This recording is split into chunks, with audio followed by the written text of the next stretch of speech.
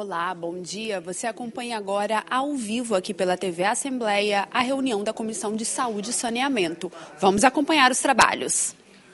Bom dia a todos. É um prazer, uma honra presidir mais essa sessão ordinária da nossa Comissão de Saúde e Saneamento. Invocando a proteção de Deus, havendo um número legal, declaro abertos os trabalhos da Comissão de Saúde e Saneamento. Leitura e apreciação das atas. Ata da 12ª reunião ordinária. Dispenso a leitura da ata, considero aprovado e solicito à Secretaria da Comissão que encaminhe cópia aos deputados membros. Se algum deputado quiser propor alguma retificação ou emenda, poderá fazê-lo nas próximas reuniões. Leitura do expediente. Solicito à supervisora Leila Paiva Ribeiro de Assis que proceda à leitura do expediente. Correspondências recebidas. Ofício número 770 de 2023 do excelentíssimo senhor Miguel Paulo Duarte Neto, secretário de Estado da Saúde, em resposta ao ofício 56/2023, acerca da solicitação do vereador Jefinho do Balneário, encaminhando manifestação da Gerência de Assistência Ambulatorial Especializada. Ciente. A Secretaria da Comissão. Ofício número 85/2023, do excelentíssimo senhor deputado Hudson Leal, justificando sua ausência na 12ª reunião ordinária, realizada em 27/6/2023. Ciente. A Secretaria da Comissão. Ofício número 85 de 2023, da excelentíssima senhora deputada Camila Valadão, que versa sobre a solicitação do senhor Máximo Braga Freitas acerca de documentação contendo denúncias de irregularidades na prestação de serviços de saúde na rede pública dos municípios de Domingos Martins e Santa Leopoldina. Ciente. A Secretaria da Comissão. Proposições recebidas não houve no período, proposições distribuídas aos senhores deputados não houve no período, proposições sobrestadas não houve no período, proposições baixadas de pauta não houve no período. Devolvo a palavra ao presidente. A Comissão de Saúde recebe a visita da doutora Letícia Mameri, médica psiquiátrica, para discorrer sobre o tema psiquiatria no SUS, por solicitação desse deputado. Queria agradecer a sua presença, Letícia, dizer que é um prazer recebê-la novamente nessa Comissão de Saúde, para falar sobre um tema que realmente é um vazio assistencial no Espírito Santo e que nós precisamos colocar na mesa. Eu tenho levado esse debate à Secretaria de Saúde, já levei por algumas vezes, com a ambição de nós realmente criarmos uma linha de cuidado adequada para a psiquiatria. Uma doença, um conjunto de patologias que realmente a gente tem muita dificuldade de assistência adequada na rede, né? E a sua opinião será muito útil nesse debate. Eu espero tê-la não apenas aqui dentro dessa sessão ordinária, mas que você nos ajude depois na criação de políticas públicas que cheguem realmente até a vida dos capixabas. Recebemos agora também aqui o nosso vice-presidente, Pablo Muribeca. Um prazer, Pablo, deputado extremamente atuante, preocupado, principalmente com os munícipes da Serra, mas também com todos os capixabas de ponta a ponta do nosso estado. Muito obrigado por estar presente, deputado Pablo Muribeca. Com a palavra, doutora Letícia.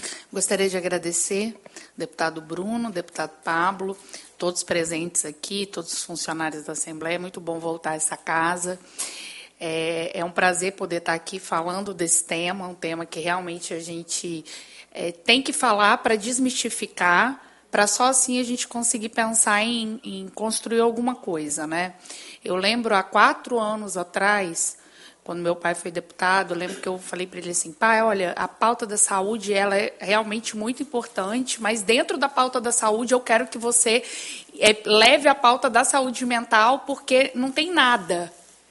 E nós estamos aqui 4 anos depois falando da mesma coisa e continuamos não tendo nada. Mas, pelo menos, hoje a gente tem canais de comunicação onde a gente pode falar com maior fluência sobre o tema. Porque a gente nem falava sobre isso, né? Era tipo total tabu. Agora, pelo menos, a gente consegue ter um pouco mais de visibilidade, consegue falar um pouco mais, tanto que o nosso governador, na campanha, colocou a questão da saúde mental como um dos marcos que ele gostaria de fazer nesses próximos 4 anos. Então, é até algo para a gente poder realmente se apoiar e cobrar, baseado até numa fala dele, da visão da importância do governo. Só que a gente não vê isso na operacionalização, na prática, né? Então, assim, hoje, o que a gente tem aqui no Estado? Uma defasagem de décadas em relação às políticas de saúde mental. E isso não é uma coisa que eu estou falando como crítica a esse ou a outro governo, isso eu estou falando como um fato, né? Uma constatação. A gente tem publicado hoje a nível federal, a última política de saúde mental é de 2017. Aqui no Estado do Espírito Santo, nós não tivemos a implementação nem total, nem da política anterior a essa de 2017. Então, nós temos um vazio em termos de estrutura da RAPS, né, que é a rede de assistência psicossocial, de saúde mental, inclusive, de muito tempo. E a gente teve a oportunidade de ouvir agora, final de semana do dia 16 e 17 de junho, né, a gente teve a nossa jornada regional aqui no Espírito Santo. O doutor Tadeu levou algumas informações para apresentar, e assim, informações dele no evento que eu estava assistindo. Só de CAPS, nós temos uma defasagem de 68 unidades no Estado. Isso falando de centro de atenção psicossocial, a gente não está falando nem de atendimento médico específico, porque o CAPS, quando ele foi idealizado para ser somente um centro de atenção psicossocial. Ele não foi idealizado para ter atendimento psiquiátrico dentro do CAPS. Então, só de CAPS são 68 defasagens.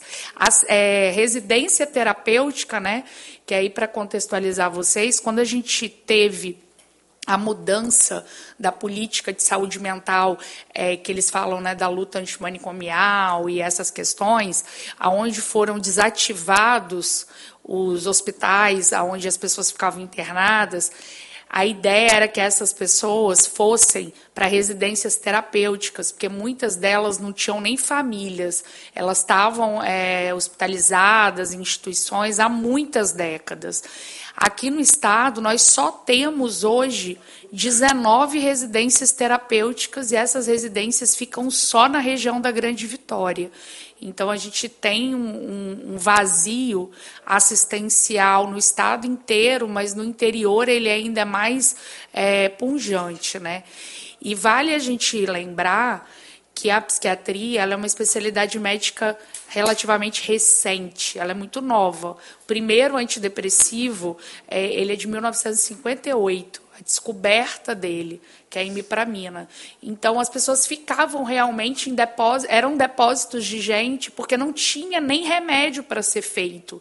Então, não era... Muitos colegas trabalhavam nessas instituições, mas não eram pessoas ruins, porque também colocaram esse estigma, né, em cima dos colegas psiquiatras. Não tinha medicação para ser feita, então eles estavam ali para tentar, de alguma forma, amenizar um pouco aquilo e segurar um pouco os surtos, né? E hoje o que a gente tem? A gente teve um fechamento desses locais, mas não teve uma estruturação da rede a nível nacional para que houvesse nem o atendimento dessa população que já estava no sistema, que dirá um aumento progressivo e exponencial por causa da pandemia, da necessidade de utilização da rede de saúde mental. Então, hoje, se vocês virarem e falarem assim, tá, eu quero agendar uma consulta com um psiquiatra pelo SUS, eu vou falar, não tem. Ah, não tem ninguém, não tem... Tem um ou outro com pedaços de agenda imensos, assim, esperas imensas, muitos atendendo só os pacientes que eles já têm, mas assim, é muito pouco, um ou outro gato pingado, espalhado, 1, 2 em Vitória, 1, 2 no estado, digo a nível de ambulatório, né? E a gente tem os prontos-socorros que fazem o atendimento de urgência, que é o EAC aqui, na Grande Vitória, tem o CAPAC lá no sul do estado, e lá no norte o Roberto Silvares faz um atendimento de urgência também. Isso a gente está falando para adulto. Quando a gente fala de criança, a situação é mais dramática ainda. Então, se a gente pensa que as nossas crianças vão virar adultos e a gente não consegue ter uma assistência devida para essas crianças, o que está ruim vai ficar, com certeza, muito pior. E é uma coisa que eu falo sempre assim, vamos falar, então, de número, né? Porque às vezes a gente fala de gente, fica parecendo que tá falando de gente porque é médico, algumas outras pessoas não entendem. Porque é dinheiro, porque não investe, não é porque não quer, porque vamos falar de dinheiro. E estima-se uma perda de 3,5% a 4,5% do PIB do país por ano com adoecimento mental e trabalho. Porque essas pessoas, elas deixam de ser economicamente ativos. Então, se a gente transpõe esse número para o Estado, é fácil ter uma ideia da perda anual, do impacto financeiro que isso causa no Estado. Então, assim, eu entendo que a gente precisa pensar em relação ao orçamento, mas a economia com saúde mental, ela é um gasto imenso no futuro. E mais dados, né, em termos de economia, estima-se que a cada $1 investido em saúde mental, a gente tem $4 de economia. Então, em larga escala, isso é um impacto muito grande. E aí, dentro da saúde mental, a gente tem várias interfaces, né? A gente tem várias questões do ponto de vista de acompanhamento, porque aqui a gente está falando de uma área da medicina muito ampla. Aí vamos pegar e tirar uma foto de algo que está em evidência, que é a questão da neurodivergência, do autismo. Hoje, a gente não tem na rede a possibilidade dessas crianças fazerem testes neuropsicológicos. Então, a gente sabe que o autismo é um espectro. Cada vez mais as doenças em saúde mental, né, o autismo, quero frisar, não é uma doença. Ele tem sintomas, mas ele não é uma doença, ele é uma neurodivergência. Mas cada vez mais vai ter a ideia espectral, né? Então, você tem pessoas que vão ter, teoricamente, o mesmo código internacional da doença, o mesmo CID, mas com características clínicas muito distintas. Essas crianças não têm testes neuropsicológicos. Então, a gente não consegue diferenciar, muitas vezes, as capacidades que aquela criança tem. E isso impacta no que o governo vai gastar com aposentadoria, com manutenção de benefício, com BCP-LOAS. Porque vai ter criança que tem autismo que não vai precisar disso. Agora, vai ter criança que vai precisar muito. Como que eu vou conseguir diferenciar? Muitas vezes eu não consigo diferenciar isso num atendimento. Eu vou precisar de um teste neuropsicológico, que é um teste especializado, feito por psicólogos capacitados, demora, muitas vezes, 5, 6 sessões para conseguir fazer um laudo neuropsicológico bom. A gente não tem na rede. Então, isso é uma questão preocupante. Outra questão, a gente ainda tem alguma segurança para essas crianças até fazer 18 anos e depois. Porque eles não morrem com 18 anos, graças a Deus. Eles viram adultos. E o que vai ser desses adultos? E quando os pais falecerem, quem é que vai ser responsável por esses adultos? Nós não temos residências terapêuticas para essas crianças, nem para esses adultos. E aí, quando a gente fala de residência terapêutica, a gente tem que lembrar de dignidade, de sobrevivência. Muitas vezes são famílias onde a mãe é a única que ficou, porque tem se documentado que o homem, quando identifica que a criança tem alguma deficiência, é muito comum do homem abandonar o lar. Ela fica sozinha com essa criança. Muitas vezes uma criança, um adolescente que não tem condições funcionais e ela tem que abandonar o trabalho. Então você passa a ter não só uma pessoa com um potencial laborativo comprometido, como a outra pessoa que não pode trabalhar porque tem que ficar com essa criança. Então, muitas vezes, o que a gente vê são questões sociais. As famílias não conseguem manter o cuidado com essas crianças, com esses adolescentes. Então, as residências terapêuticas, elas acabam dando esse auxílio, porque é um local de cuidado, um cuidado adequado, principalmente para famílias que não têm como manter esse cuidado. E aí a gente vê, muitas vezes, em jornal, né? Criança amarrada, criança acorrentada. criança sendo mantida fechada. Eu não concordo, porque para mim isso é uma tortura. Mas se a gente se colocar no lugar, às vezes, dessa família, desse pai, dessa mãe, que não conseguem cuidar, vai fazer como? Ou a criança vai sair, vai pegar uma faca na cozinha, vai se matar, ou vai sair de casa com o risco de cometer algum delito pela questão da doença, que a gente está falando de pessoas doentes. Então, a saúde mental, ela impacta em tudo. Ela vai impactar na segurança pública, ela impacta na economia, ela impacta nas ações de serviço social.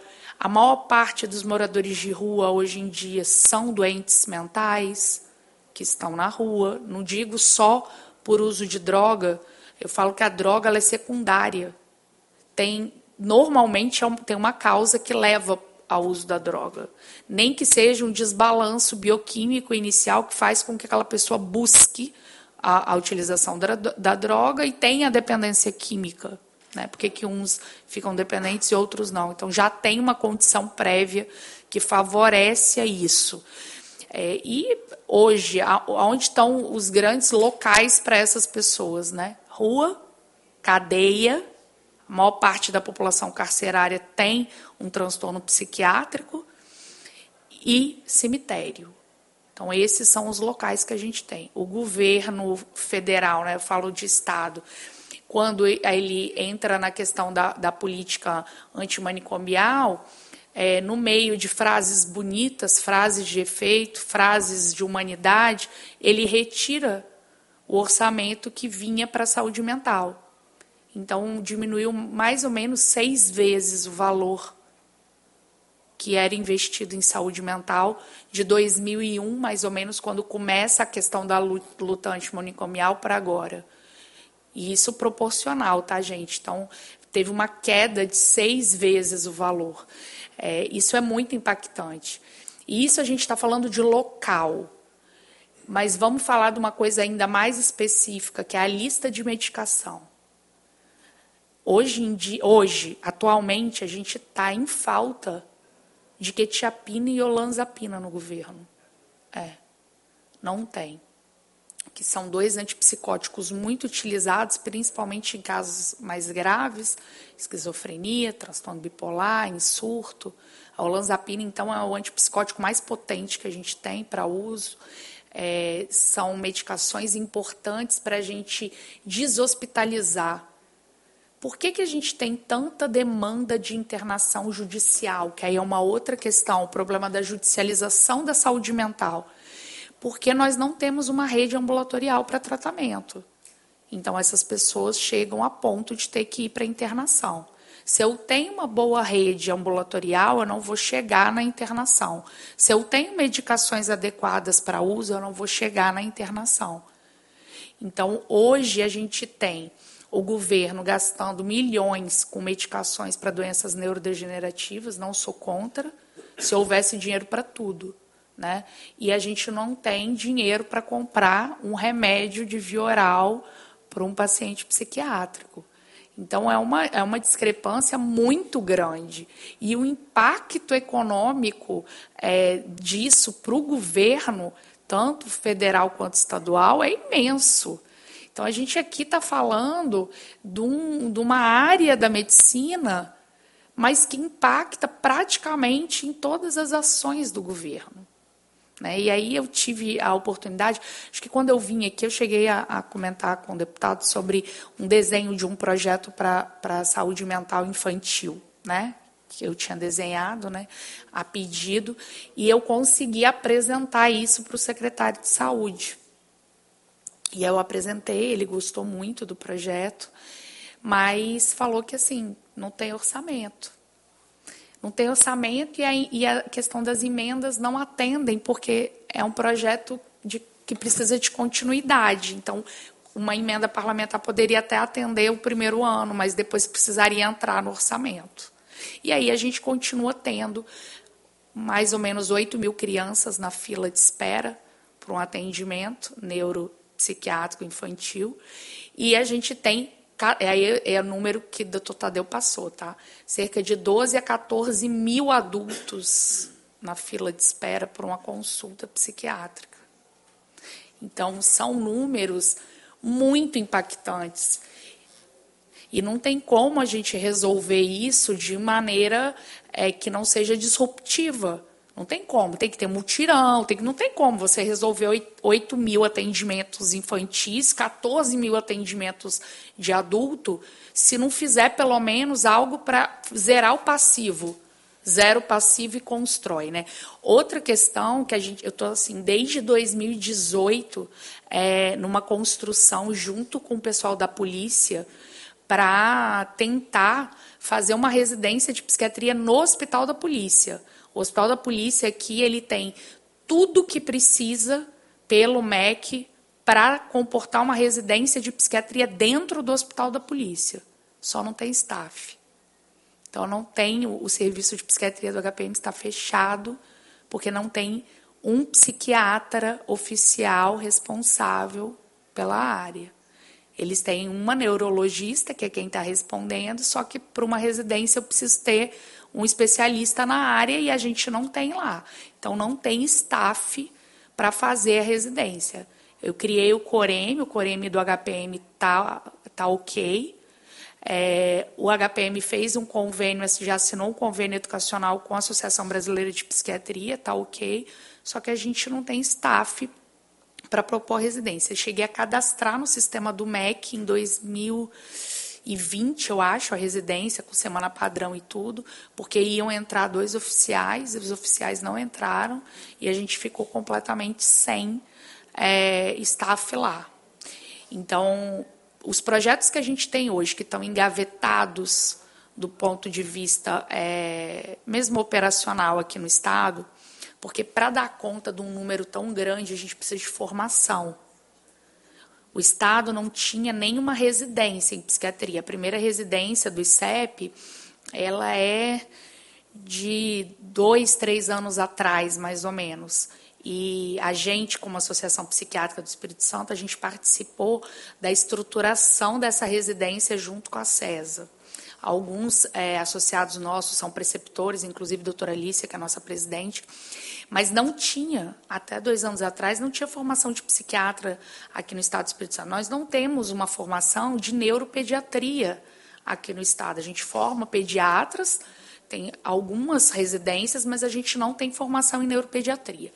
Então, para dar conta do volume, a gente precisa de formação, porque eu preciso ter médicos que estejam dispostos a atender pelo que o Estado oferece. Quando eu tenho um Estado onde a psiquiatria está muito aquecida, não só no Estado do Espírito Santo, mas no Brasil inteiro, mas no Espírito Santo mais ainda, eu não consigo profissional para atender, mesmo quando tem vaga.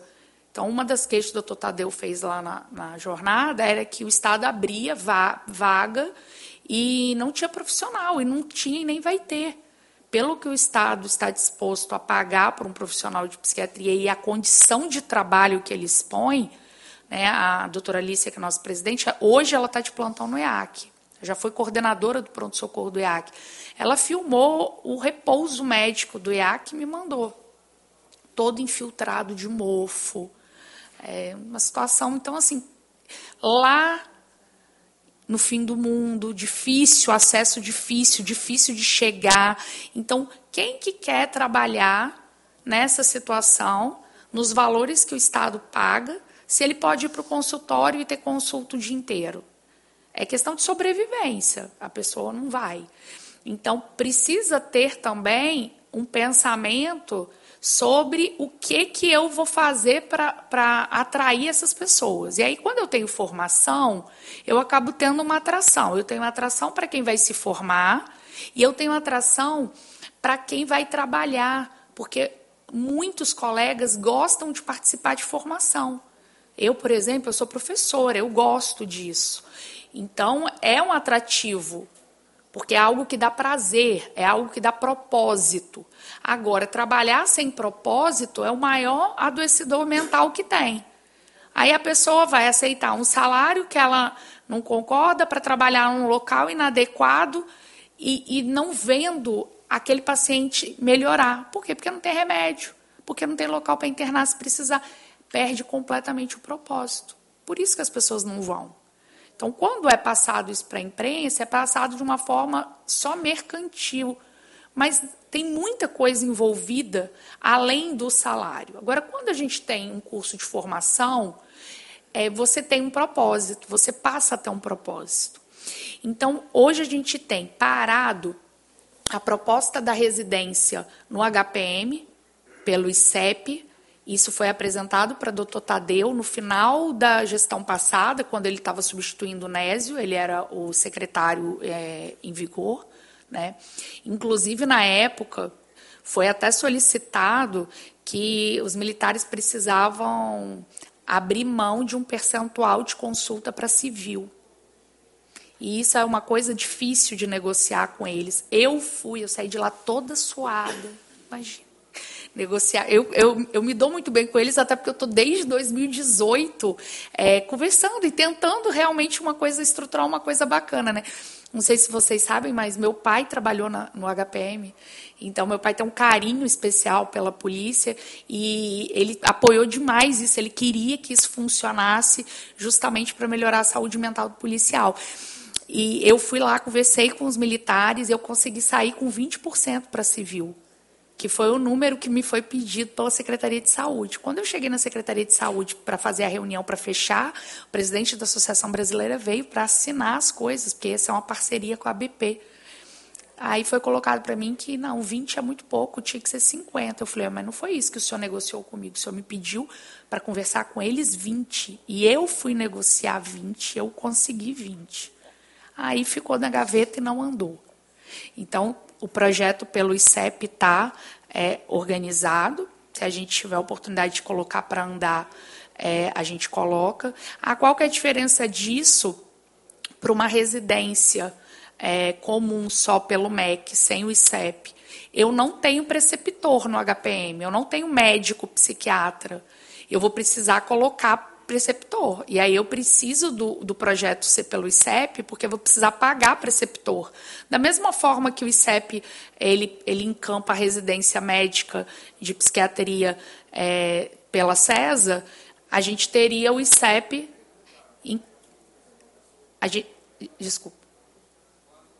A gente teria o ICEP encampando isso pelo HPM. Né? Então, a gente conseguiria contratar preceptores, colocar o PS do HPM para funcionar como PS, né? Que hoje tudo que chega lá é encaminhado para o EAC, abrir ambulatórios específicos, abrir ambulatório de infância, que não tem lá, e a gente sabe que de 2017 para cá houve um crescimento de cerca de 30% em suicídios de crianças e adolescentes parentes de policial militar. Então, é uma coisa muito dramática que a gente está vivendo. Então, tem esse projeto que é para adulto. Tá?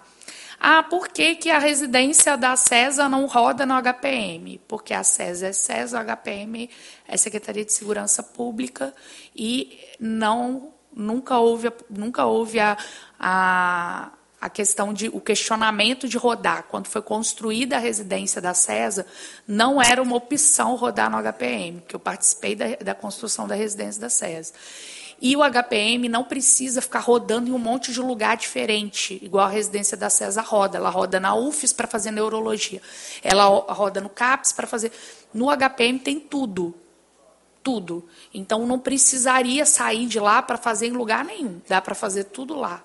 Isso tudo já foi visto. Tá? Teoricamente, a gente já estaria num estágio o mais avançado possível dessa residência no HPM. E isso faria com que a gente conseguisse dar um suporte melhor à saúde mental do policial, que, além de recursos, reverteria para o Estado em termos de segurança para a população, porque a situação é crítica. Eu sou coordenadora do Laboratório de Inovação em Saúde do Servidor do Estado, que é um projeto do ICEP com a SEGER. A maior parte dos afastamentos, do absenteísmo do Estado, ele é da segurança pública. Então, o impacto é muito grande financeiro na folha de pagamento do Estado por absenteísmo de segurança pública. Então, além de falar de pessoas, quando a gente fala de número, por isso que é uma coisa assim tão impressionante, como que não se faz nada? Porque quando a gente fala de número, os números são impactantes também. Então é um negócio assim, economicamente está ficando cada vez mais inviável essa situação. E aí, quando a gente fala de criança, o projeto que a gente fez, que foi o que foi apresentado, eu falo a gente, porque esses projetos não são feitos só por mim. Esses projetos são feitos pela Associação Psiquiátrica do Espírito Santo, junto com a Associação Brasileira de Psiquiatria.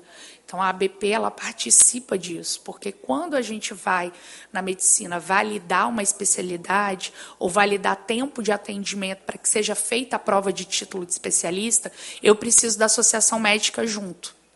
Então, não adianta fazer uma pós-graduação comum se essa pessoa depois não vai conseguir fazer prova de título. Então, ela precisa ter os critérios para fazer a prova de título, porque também não adianta eu formar pessoas que não vão estar registradas no conselho como especialistas. Eu preciso formar bem e preparar para a prova de título, para que eles saiam dali titulados. Tá?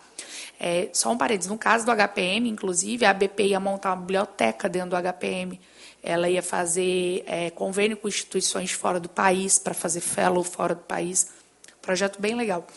E para criança, esse projeto que a gente estruturou, inclusive amanhã eu vou até apresentar para a Jaqueline, que ela pediu que ela quer ver o projeto. Eu tenho um paciente que trabalha com ela e ele falou, não, doutora, eu quero levar esse projeto para a Jaqueline ver. Apesar de anunciar a área específica dela, acaba impactando nas mulheres, porque acaba impactando na mãe das crianças, né? Então, amanhã, às 11h30, eu vou lá na Fonte Grande apresentar esse projeto para ela, que foi já apresentado para o Miguel. Esse projeto, ele contempla alguns eixos, né? A ideia desse projeto inicialmente, como que esse projeto foi criado, assim, ele foi tirado da onde? Meu pai, quando acabou o mandato, ele foi convidado pela Fundação Aqua a assumir a direção técnica do IMABA. E ele assumiu. Quando ele assumiu, um pouco antes dele assumir, ele já estava indo lá. Meu pai, para quem não conhece, ele é muito dedicado. Ele já ia lá todo dia ver como que estavam as coisas. Aí ele pegou e falou assim, minha filha, temos um problema na psiquiatria infantil. É um problema crônico. Eu já acompanhava um pouco do problema, porque quando a primeira OS assumiu no IMABA, foi uma amiga minha que assumiu. Então, eu participei um pouco disso, de ver como que estava. E era caótico, tanto que ela saiu, a primeira OS ficou meses sem pagar, e por aí foi. E ele falou, a gente tem um problema e eu preciso que você me ajude a resolver. Então, igual 01, tarefa dada, tarefa cumprida. E aí eu fui conversar com o presidente da Associação Brasileira de Psiquiatria para entender como ele entendia que a gente podia resolver isso. E aí a gente construiu esse projeto. Então, o local ele foi pensado para ocorrer dentro do IMABA, por causa até das outras questões relacionadas ao IMABA, mas é um projeto que poderia ocorrer em qualquer lugar, inclusive de forma isolada. Tá? Ele teria um eixo de ensino, um eixo de pesquisa e um eixo de atendimento. O eixo de ensino, ele estaria vinculado à Associação Brasileira de Psiquiatria e ao convênio que a UVV já tem com o IMABA. O eixo de pesquisa, a gente estaria vinculado à ABP com um grupo de Minas, da UFMG, que mexe só com pesquisa e a parte de neuropsicologia. E o eixo de atendimento, ele estaria integrado dentro dessas outras ações por meio do ensino. Então, a ideia seria formar por ano 10 psiquiatras infantis. E, paralelamente, já que a gente já teria o serviço, a gente estaria estruturando o serviço, a gente entende que a neuropediatria e a psiquiatria infantil, elas são praticamente iguais. Difere muito pouca coisa. Elas diferem em ambulatórios específicos, que, teoricamente, um e o outro poderiam executar, mas que o psiquiatra não tem muita afinidade e outros que o neurologista não tem muita afinidade. Então, é como se no meio do conjunto os dois gostam de atender a mesma coisa, e aí nas beiradas o neurologista tem mais aqueles ambulatórios de epilepsia refratária, de doença neurológica degenerativa, e o psiquiatra fica mais com as psicoses, com os quadros de personalização, transtorno de personalidade, essas coisas. E o meio, autismo e TDAH. Então, nesse meio, que é o grande gargalo que a gente tem, os dois fazem. E hoje, se a gente pensar em formação, nós temos um monte de pediatra sendo formado aqui no estado e nós não temos residência de neuropediatria. A neuropediatria ela é diferente da psiquiatria infantil no que diz respeito à formação. A neuropediatria ela é uma especialidade médica. A pediatria infantil ela é uma subespecialidade médica. Para você fazer para você fazer psiquiatria infantil, você obrigatoriamente tem que ser psiquiatra, e o psiquiatra ele pode assinar qualquer coisa que o psiquiatra infantil assina. Então, o psiquiatra ele pode dar laudo de autismo, de TDAH, de qualquer coisa. Ele pode fazer isso. Assim como o neurologista pode também. Só que a neuropediatria, o pediatra pode fazer a especialização em neuropediatria. Então, a neuropediatria, ela pode ser feita pelo pediatra e pelo neurologista. A psiquiatria infantil, não. Só o psiquiatra. Tá? E aí, como a gente não tem residência em psiquiatria, em neuropediatria, a gente tem muita demanda no estado e pouco neuropediatra. Para completar, ainda tem um lobby da neuropediatria, aonde eles colocam que só pode atender essas neurodivergências o neuropediatra. Então, que não é verdade. Não tem nada na legislação, no CFM, no CRM, não tem nada que seja exclusivo deles. Então, eu entendo que o serviço multidisciplinar ele tem que ser multidisciplinar, e ele é multidisciplinar para o neuropediatra também. Então, na visão desse projeto, a gente teria o neuropediatra trabalhando junto com o psiquiatra infantil, junto com o assistente social, junto com o psicólogo, junto com o TO, junto com o neuropsicólogo, todas as áreas, aonde teria a formação de ensino para as outras áreas também, e a gente teria a formação de ensino para a psiquiatria infantil e para a neuropediatria. Para a psiquiatria infantil, a gente tem a Associação Brasileira de Psiquiatria que chancela para fazer a prova de título, sem precisar dobrar o tempo de serviço. Para a neuropediatria, não. Só que, de qualquer forma, a gente estaria dando a oportunidade de prática em serviço. E depois de 4 anos de prática em serviço, recebendo como profissional da área, eles poderiam fazer a prova de título. Então, a gente teria a possibilidade de, a cada 4 anos, ter 10 neuropediatras novos formados no estado. Inclusive, o grosso da pediatria, que a gente sabe que são colegas médicas, mulheres, que casaram, que têm filho, que não pode sair do estado, que não tem essa flexibilidade. E lá no IMABA tem residência de pediatria pela UVV. Então, a gente tem um público imenso para essa formação em neuropediatria, né? E eu tenho no estado neuropediatra que é psiquiatra infantil. Então, eu consigo fazer a formação dupla. Isso já foi tudo desenhado, até quem seriam as pessoas em cada local, por causa da formação específica, né? A ideia seria fazer no IMABA, principalmente pela área. O IMABA tem uma área física muito grande. Ele tem uma área que a UVV construiu, com salas, com a sala de atendimento sem uso. E ele tem um convênio com a UVV em vigor. Então, a ideia seria ampliar esse convênio com a UVV para conseguir fazer toda a parte multidisciplinar a mais. Porque não adianta também a gente ter consulta se a gente não vai ter segmento psicológico, se a gente não vai ter um apoio social, então a gente precisa de todas as outras áreas atuando em conjunto. E além do atendimento presencial, o atendimento online, para quem é elegível para o online, principalmente o pessoal do interior do estado. Então, na primeira consulta, a ideia seria fazer presencial e assinalar os elegíveis. Então, um paciente que eu não preciso ficar fazendo exame físico toda consulta, consigo fazer online o segmento e fazer o presencial talvez uma vez por ano. Então, esses protocolos, eles podem ser desenvolvidos. Hoje, o IMABA tem 10 leitos de internação infantil. A ideia seria ampliar para pelo menos 25 leitos. Ele tem espaço. Eu fui lá, fiz as vistorias, tem espaço para fazer, né? E o PS ser da psiquiatria. Por que eu falo isso? Hoje a criança ela só é da pediatria. O psiquiatra ele é um mero realizador de parecer. Então a criança ele não assume a criança. E aí fica aquela criança lá, a pediatria não quer cuidar, porque é psiquiátrica, mas ao mesmo tempo a psiquiatria não é dona do paciente. Então é uma mudança de fluxo também, e para isso a gente precisa ter uma assistência um pouco maior do ponto de vista de profissional lá dentro para assumir isso.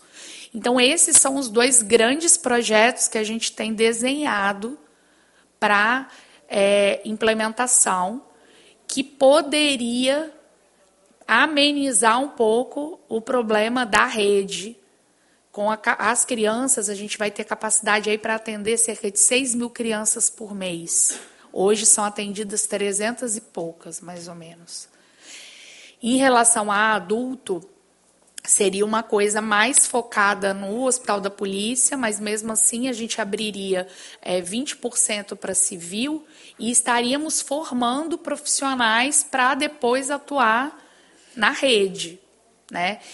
Isso é o que a gente consegue fazer, porque eu não consigo construir CAPs, eu não consigo abrir vaga em hospital, eu não consigo. Então, o que a gente, como associação, consegue contribuir são com esses projetos que são factíveis de serem feitos, que têm vão ter um impacto positivo, e que eu não preciso, eu não dependo de estrutura. Hoje, a estrutura que eu tenho no HPM, qual a estrutura que tem, dá para fazer a residência. Hoje, no IMABA, qual a estrutura que tem, dá para fazer o projeto. Não precisa construir nada. Porque quando a gente fala de construção da rede, de reforma, é isso que a gente tem falado esse tempo todo. Eu acho que a gente já falou muito. O governo sabe o que ele precisa fazer, as reformas que ele precisa fazer no IMABA, ele sabe que está faltando 68 CAPs, ele sabe disso tudo. Eu acho que agora a gente tem que cobrar a operacionalização do que a gente tem condição de fazer.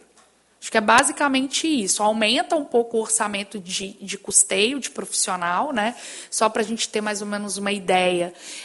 Esse projeto do IMABA, hoje são atendidos 300 e poucas crianças, a um custo mais ou menos de 200 e poucos mil, seriam atendidas na faixa de 6.500 crianças, na faixa de 800 mil. Então, proporcionalmente, o valor cai muito por criança. Só que no global é um impacto, né?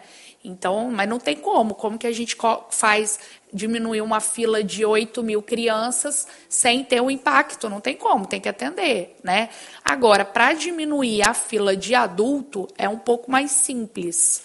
Para diminuir a fila de adulto, daria para fazer um multirão, nem que fosse um multirão online, porque a psiquiatria é uma das áreas da medicina que melhor dá para a gente fazer atendimento online. Eu faço atendimento de paciente fora do país, eu tenho atendimento de criança e adolescente de outros estados que eu nunca nem vi presencial, então dá para fazer.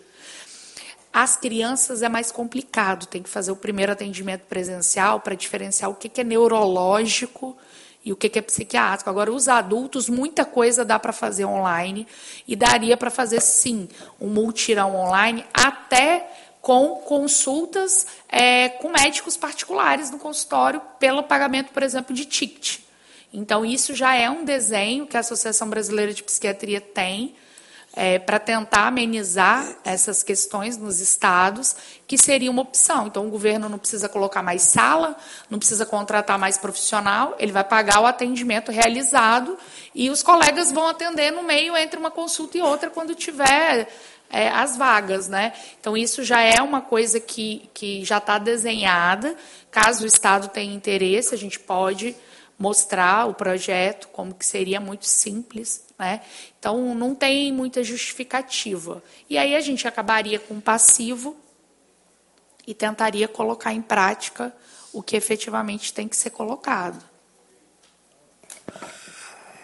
Letícia, eu fico assim muito satisfeito de saber que você tem se dedicado ao longo de tanto tempo a propor melhorias para o sistema, tá certo? Que bom que a gente tivesse mais ajuda desse nível, e eu peço a você que encaminhe para essa comissão todo o projeto, tá certo? Para que a gente possa compartilhar com os demais deputados membros e a gente ganhar capital político, somando forças, deputado Wellington Calegari, para que nós possamos apertar também o governo no sentido de implementar essas políticas. Eu vou fazer alguns comentários sobre o que você falou.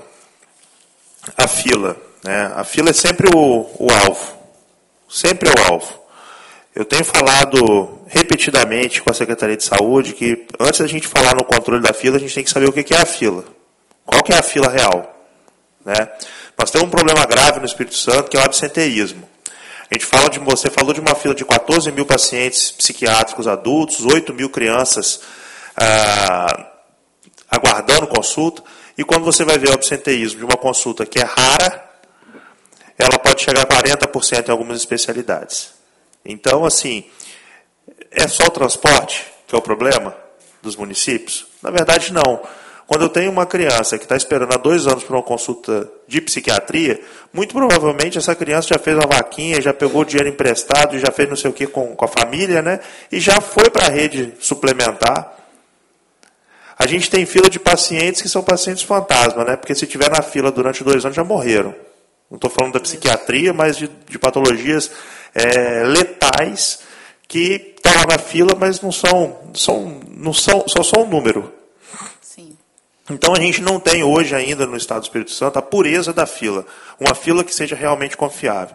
Então nós temos que trabalhar mecanismos internos da regulação de consultas, tá certo? E também de exames, porque as filas de exames é do mesmo nível, para pior, para entender qual é o número da fila. E aí nós vamos poder discutir política pública para combater esse alvo, que é o alvo central.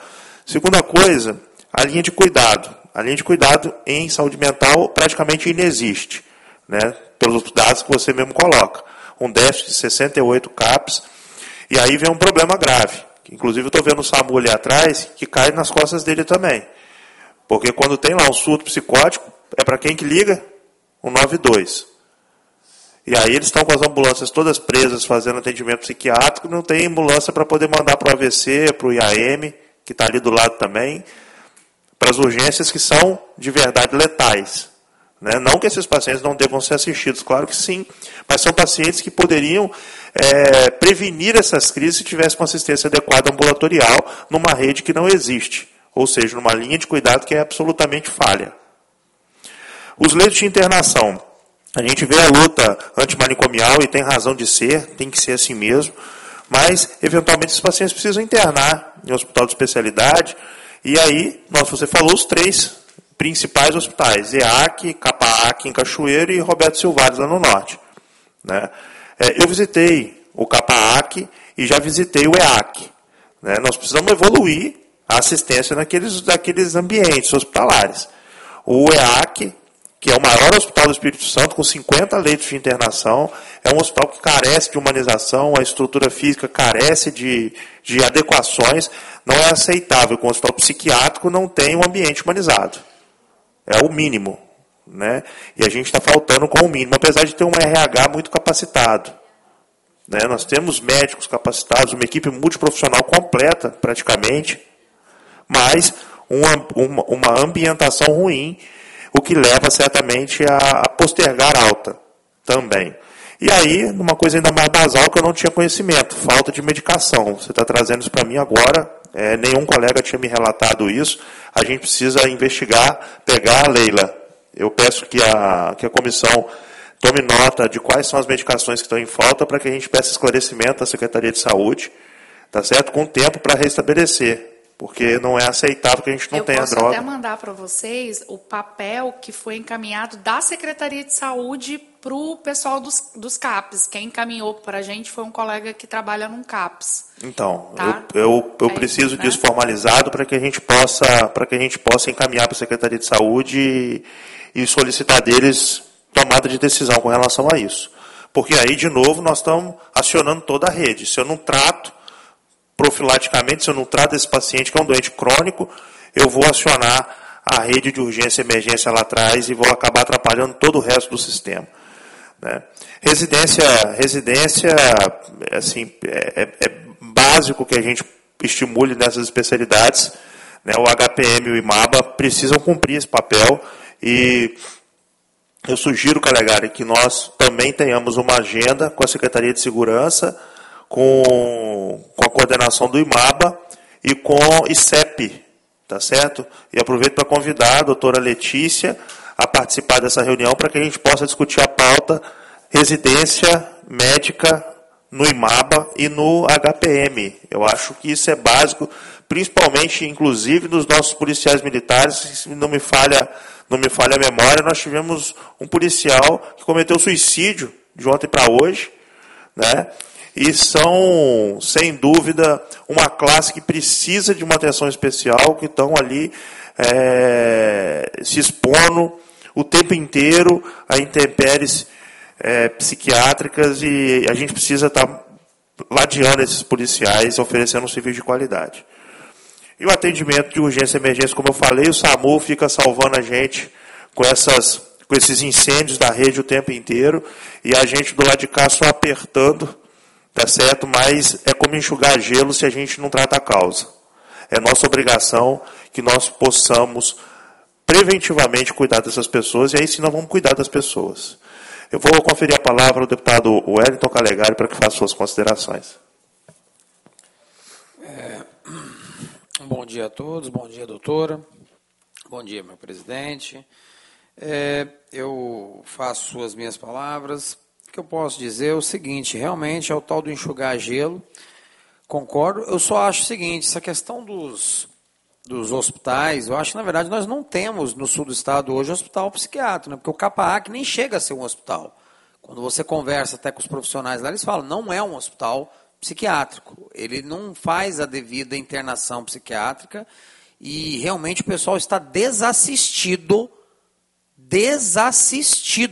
em doenças mentais. E aí o que acontece? Isso é uma situação, para mim, revoltante, e é quando a ideologia entra no problema em todos os problemas da vida, não é, doutor? Eu acho que a senhora vai concordar comigo. Isso é um problema grave. Eu entendo essa questão da luta antimanicomial. E quem não leu aquele famoso livro, O Holocausto, de Barbacena, quem não leu, quem não sabe de todo o sofrimento dos manicômios do passado, quem não sabe de toda... Ninguém aprova aquilo. Mas o hospital psiquiátrico é uma necessidade. Hospitais psiquiátricos são uma necessidade. E só não sabe disso quem não sabe o que é ter um esquizofrênico em casa. Uma pessoa, muitas vezes, violenta, que muitas vezes coloca a família em risco, sim. Não é culpa dela, óbvio que não. Ela está doente. Mas muitas vezes em surto, agredindo uma senhorinha, agredindo o irmão mais novo. Aí, por conta de uma ideologia que tomou conta da nossa sociedade, como tantas vezes no Brasil e no mundo, por interesses políticos, não, vamos acabar com os manicômios.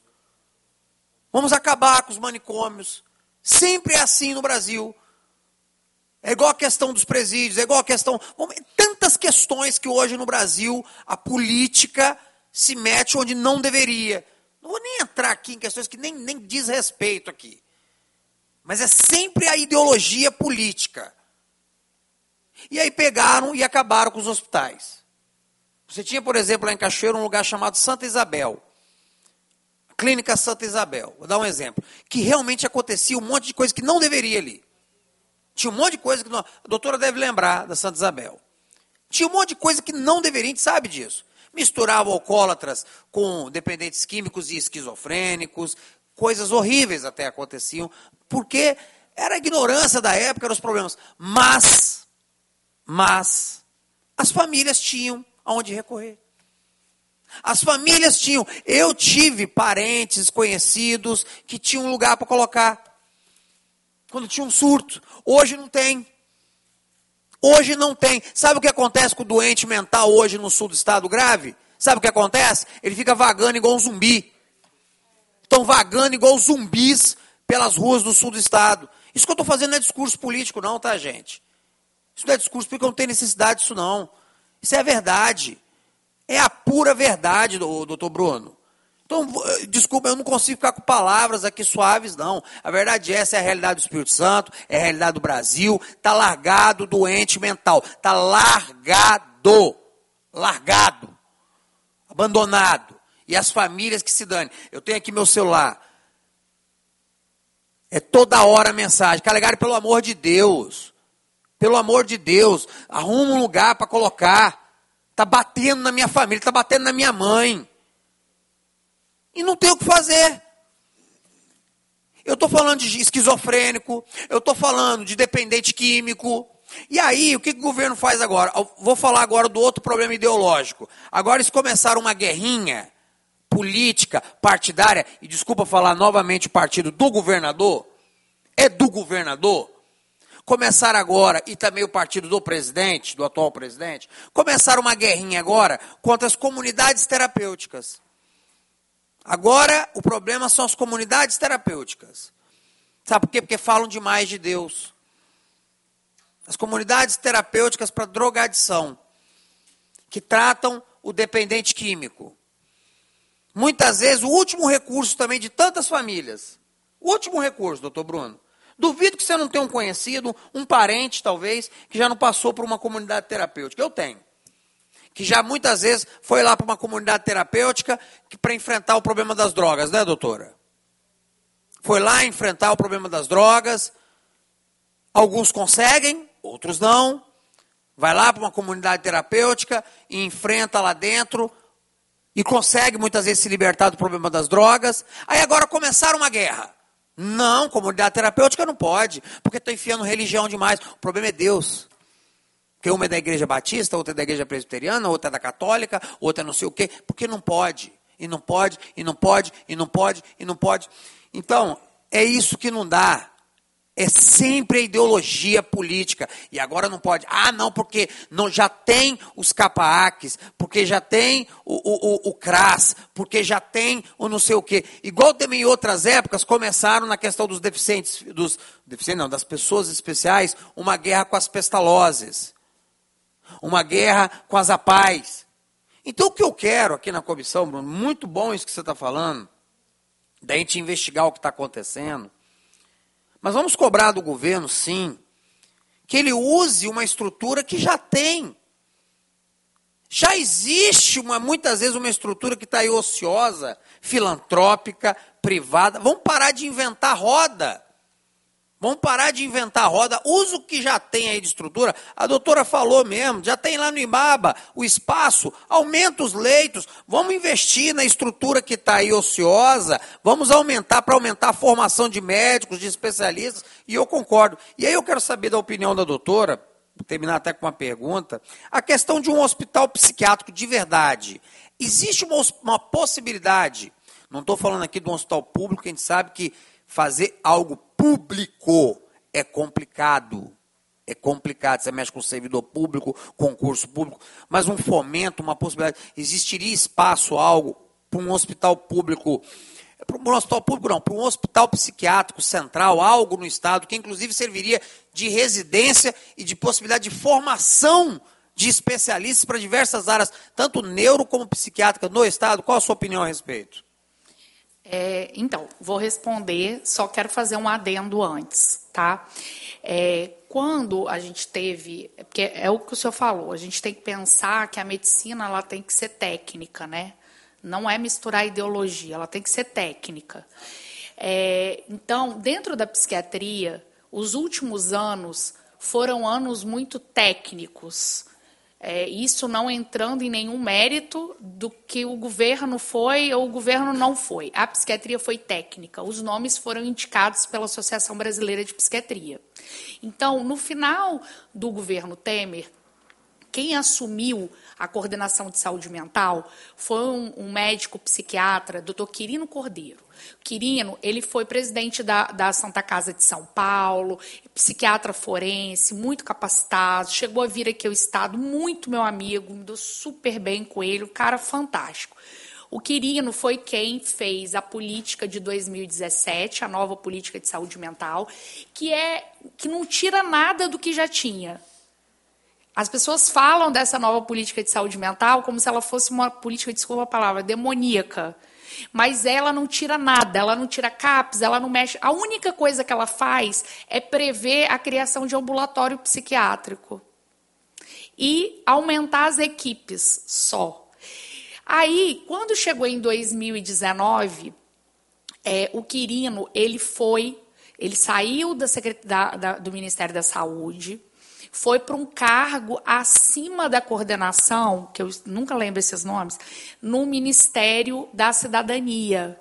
E o Rafael, primeiro foi a Zilda, eu acho, o último coordenador de saúde mental foi o Rafael Bernador, que também veio aqui, se reuniu com o Nésio, junto comigo também é um cara assim, super acessível. Se vocês quiserem, a gente pode inclusive convidar os dois para virem aqui, eu tenho certeza que eles viriam, tanto o Quirino quanto o Rafael.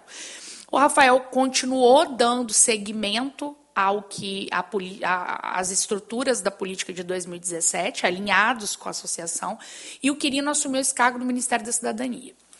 Hoje, no Brasil, a gente tem um grande problema, que é um problema que se espelha nos estados também. Álcool e droga não é da saúde. É bizarro, mas não é. Álcool e droga, aqui no estado, é do Direitos Humanos. Não fica na saúde. E a nível central, ficava no Ministério da Cidadania. Falo ficar porque eu não sei se mudou já alguma coisa, que eles mudaram um monte de coisa. E aí o pessoal, até os médicos mesmo, começaram a criticar muito o Quirino, porque ele só falava de comunidade terapêutica. Só que uma coisa que o Quirino falou é o seguinte, ele não tinha hospital na mão, porque ele não era saúde mais, ele era cidadania. Então, o que ele tinha era trabalhar as comunidades terapêuticas, e foi o que ele fez. Então, ele começou a fiscalizar no país inteiro comunidade terapêutica. Então, não tem essa, que as comunidades terapêuticas que estão cadastradas no SUS, assim, no serviço público, elas todas foram fiscalizadas aqui no estado. Então, foi um negócio muito sério, porque eu sei quem foi que fez. Então, eu não tenho dúvida da eficácia das comunidades terapêuticas que foram fiscalizadas pelo governo federal, porque eu sei que foi o Quirino que fez isso. Então, estava muito bem feito, mas por isso que é separado. A comunidade terapêutica ela é gerenciada por uma secretaria e por um ministério diferente do da saúde. Tanto que a Rede Abraço, que é a rede, não tem nada a ver com a saúde, é uma coisa surreal. Aí a Secretaria de Direitos Humanos ela tem um perfil político ideológico que faz com que a álcool e droga entre nesse perfil político ideológico e não se alinha com as políticas relacionadas à saúde. Por isso, assim, aí faz um pouco mais de sentido, né? Porque quem olha de fora, a gente fica sem entender as razões. Aí, voltando à questão dos hospitais. O que acontece? A atual política de saúde mental, ela prevê a importância de vagas de psiquiatria em hospitais gerais. Isso é tão complexo que aqui no estado particular, não vou falar nem de público, particular, se você falar assim, eu quero um hospital pelo plano de saúde, ou eu quero pagar, mas eu preciso de um pronto-socorro que tenha um psiquiatra, eu preciso chegar lá e ter um psiquiatra. Você só tem um hospital, um só. Não tem vaga de psiquiatria em hospital geral, nem pela rede suplementar, tá? Que dirá pela rede pública. O EAC, ele tem leito. O problema Doutora, desculpa a minha indelicadeza, vou pedir só para a senhora ser breve, porque nós vamos ter uma audiência pública com o SAMU agora, na sequência, e nós daqui a pouco vamos precisar encerrar. Tá bom. Então, assim, em termos de construir um hospital para isso, eu entendo que se a gente conseguir operacionalizar os leitos de psiquiatria em hospital geral, que já existem, leitos que já tem, leitos, inclusive, que o Estado recebe por eles sem efetivamente ter paciente psiquiátrico neles. Porque isso foi uma coisa que o Quirino fez, a quantidade de hospital estadual que recebia por leito psiquiátrico sem ter psiquiatra. É aquilo que o senhor falou, a gente não precisa criar nada. Se a gente pega o que já tem. E o EAC, o doutor Bruno foi lá e viu, ele tem uma estrutura física imensa, que o hospital que o senhor está falando poderia muito bem, tranquilamente, ser o EAC repaginado, com os leitos, mas os locais onde as pessoas ficavam, que é as casinhas, eu convido o senhor a ir lá conhecer, podem ser salas de terapia ocupacional, é um local tão bonito, que poderia estar mais humanizado e poderia ser esse hospital. E os outros hospitais públicos terem as vagas destinadas à psiquiatria, dentro do hospital geral, com psiquiatras de plantão. E eu quero finalizar a minha parte deixando uma pergunta para cada um de vocês, até para a gente poder replicar quando vier alguém falando coisa política ideológica. E se fosse seu filho? Você ia querer levar para um local onde não tem psiquiatra? Ou você ia querer um médico para atender o seu filho? Porque isso eu ouvi a pergunta do Quirino, quando uma colega médica foi questionar ele política de redução de danos, ao invés de possibilidade de internação para desintoxicação química. Ele falou, e se fosse seu filho, você ia querer que oferecesse primeiro a política de redução de danos? Então, finalizo. Obrigada. Bom, pelo adiantar da hora por nós termos agora uma sessão extraordinária do SAMU, mas na verdade uma audiência pública, eu vou seguir para a fase das comunicações para que possamos encerrar a sessão e começar a próxima. A Comissão de Saúde realizará reunião extraordinária no dia 4 de julho, terça-feira, às 10 horas, no plenário Rui Barbosa, nessa Casa de Lei, para debater sobre o tema logística de acesso à rede de urgência e emergência no Espírito Santo, atuação do SAMU e das principais portas de entrada por solicitação desse deputado. Agora, a Comissão de Saúde convida a todos para participar da audiência pública para debater o tema Desafio da região do Caparaó na área de saúde, a realizar-se no dia 5 de julho, quarta-feira, 19 horas, na Câmara Municipal de Iguaçuí. A Comissão de Saúde convida a todos a participar da audiência pública para debater o tema o trabalho realizado pelos profissionais de saúde, a realizar-se no dia 13 de julho, quinta-feira, 19 horas, na Câmara Municipal de Cachoeiro de Itapemirim, como proponente o deputado Bruno Rezende, com o intuito de levar a Comissão de Saúde para dentro dos municípios, apurar as condições e funcionamentos de demandas necessárias, conforme o cronograma aprovado pelo colegiado, fará as seguintes visitas técnicas: 5/7/23, quarta-feira, 14 horas, Santa Casa de Misericórdia, Iguaçuí; 12/7/2023, quarta-feira, 13 horas, Unidade Integrada Jerônimo Monteiro. Doutora Letícia, agradeço mais uma vez a sua presença. Esse tema é extremamente vasto e tenho certeza que nem que nós passássemos o dia todo aqui esgotaríamos o assunto. Quero agradecer ao deputado Wellington Calegari pela contribuição e dizer a Vossa Excelência que a minha bandeira é a saúde. Ela não tem cor, não tem partido, não tem nada. Meu compromisso é com a entrega e é por conta disso que eu estou sentado nessa cadeira.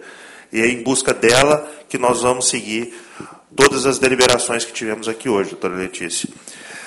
Agradeço ao Deus, ao gabinete, à Comissão de Saúde, à presidência da ALIS, diretoria das comissões permanentes, servidores de engenharia, tecnologia e repórteres da ALIS, taquigrafias, sonorizações, procuradores, consultor temático, nada mais havendo a tratar, declaro encerrados os trabalhos dessa comissão e convido os senhores membros para a próxima, que se dará extraordinária na Câmara Municipal de Mimoso do Sul, se dará no plenário Rui Barbosa, nessa Casa de Leis,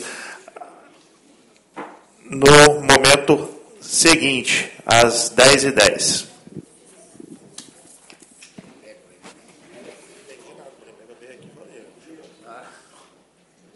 Nós encerramos aqui a transmissão ao vivo da reunião ordinária da Comissão de Saúde e Saneamento.